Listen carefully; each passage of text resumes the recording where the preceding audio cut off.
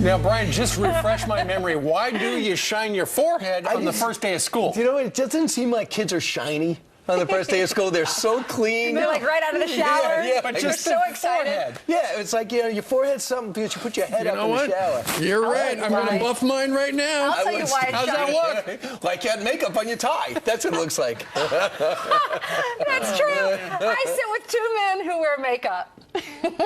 You know how hard it is to explain to kids that's Daddy's makeup? Right. Yeah.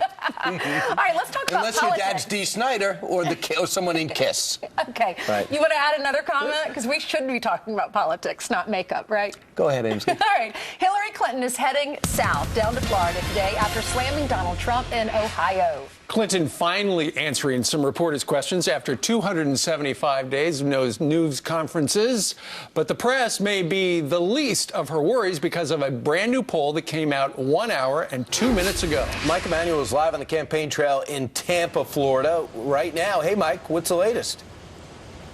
Brian, Steve, Ainsley, good morning to you. Yeah, 9 weeks out from Election Day, and new polling suggests it's shaping up to be quite a race. The new CNN ORC poll of likely voters reveals Donald Trump with a narrow 2-point edge over Hillary Clinton, 45% to 43%, with Libertarian candidate Gary Johnson at 7% and Green Party candidate Jill Stein at 2%.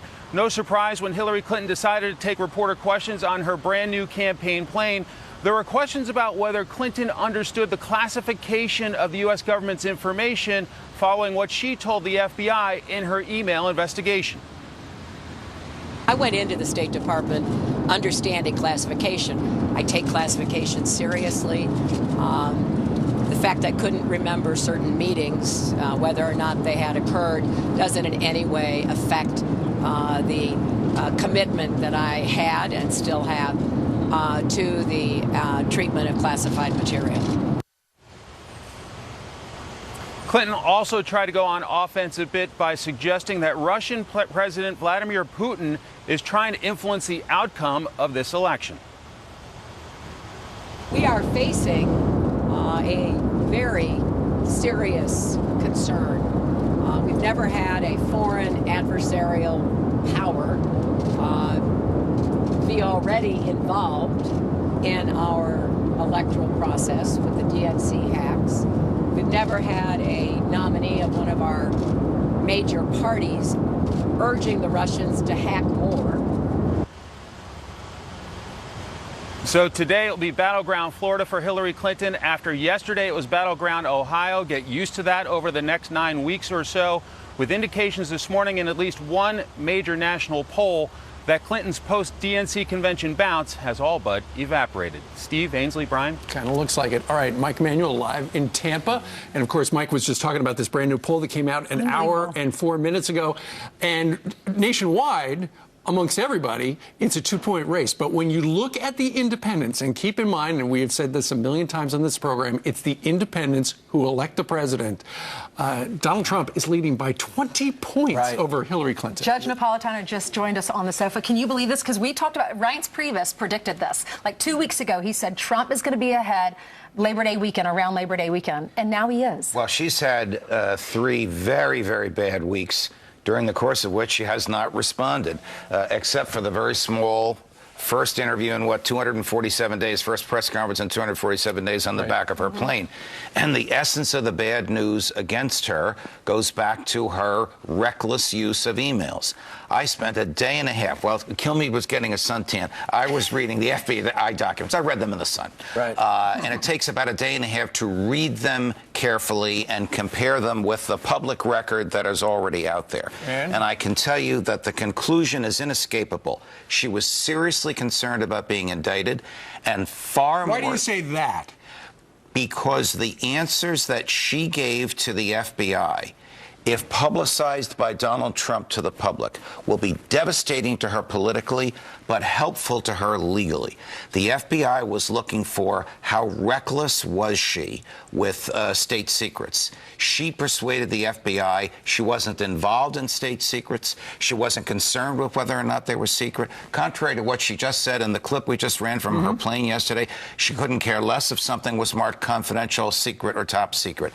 That sort of obliviousness lessens the criminality in the mind of the FBI. But that sort of obliviousness, is that what you want in the mind of a Secretary of State or of a President of the United States? You said they tried to trick her. Yes. How? They took, very, very good. They took a document which was utterly innocuous, and without her in the room, they stamped it secret. She comes in the room and they hand her the document. Do you recognize this? No, I don't recognize it. Do you recognize the secret marking on it? She goes, no, and in fact, there's nothing secret in this document at all, so she didn't fall for the trick. And the FBI is permitted to do things like that. On the other hand... That proves that she knows what's secret and what's not. Yes, that was the reason for it. She would lose either way. That would show that she has the... Isn't this ridiculous? We're talking about her mental capacity. She has the mental capacity to read a document and decide whether it's secret or not. So in the margin of many of these documents is the letter C. Now, almost anybody in law enforcement or in the intelligence community knows that C represents confidential, the lowest of the three levels of classification. Confidential is the lowest, secret's the middle, top secret is the most sensitive. She said she didn't know what that meant. Right. It is inconceivable that she didn't know what that meant. She said it was numbering the paragraph. She thought it was right. She thought there was an A. She thought there was an A and B that she didn't see. Well, she signed an oath her first day on office after a 2-hour FBI tutorial in which they explained all this to her, that she understood these markings. Judge, since you went through all this stuff, and I've heard news reportage about this, that apparently because she said, you know, I don't remember, I don't recall, so many times, at some point, 39. She well, that's according to the FBI, but it's not a verbatim, so it's hard telling how many times she said it. Right. She essentially blamed her concussion on the reason why she couldn't remember stuff. That will help her legally, but in my view, it's catastrophic politically. If she's going got to a health say, problem. because of my health problems, I don't remember what the law is. And that's what she said, I right? don't know what is secret, top secret, and confidential. How can she be the President of the United States? She's going to have to answer for that. That's not good. What about, she says that Bill Clinton should not have to resign from the Clinton Foundation, so if she becomes president, so he should be taking in money from donors while she's president. We already know that he was taking in money from donors while she was Secretary of State, and those donors were giving money to him in order to get access to her. In some quarters, that's called bribery. This federal government doesn't call it bribery. They have a soft phrase called pay for play. In my view, it's absolutely unlawful. But in the next couple of weeks, you are going to see things about the Clinton Foundation that's going to cause her to change her mind. You're going to see that for many years it was never a registered charity. For many years it took donations from people and told them they could take it as tax deductions, and they couldn't, and they owe that money back to the IRS. For many years, the numbers that they reported to the government of donations did not match up with what the donors said they gave. And you'll also see the amounts of money that Bill Clinton personally received grossly out of proportion to what a charity should be paying somebody on its board. So, and we're about to get the rest of her schedule to see if the AP is going to conclude the same thing they did last time, that 60% of all the people that visited her has some connection to, in private, had some connection to the foundation. But real quick, what does it tell you about destroying the BlackBerries with a hammer, having 13 devices, and deleting even though Congress told them not to delete? Does that mean anything? It was wrong for the FBI not to recommend indictment. I think that they were big-footed by the West Wing of the White House. They were told not to do it. So the FBI, are you saying the FBI was political? I'm saying the FBI was told what to do. A lot of the FBI agents involved in this case are furious at the outcome. Hardworking, decent law enforcement men and women who devoted a year of their lives to find out if there's a crime here and believe that it was, and for political reasons they couldn't do it. But to Brian's question, the destruction of a BlackBerry, remember she said she used 1, she used 13. The destruction of that is obstruction of justice, and nobody was charged for it. Not one Democrat has come out to condemn this. They've only backed her. Thanks so much, Judge, for doing all your hard work. Pleasure.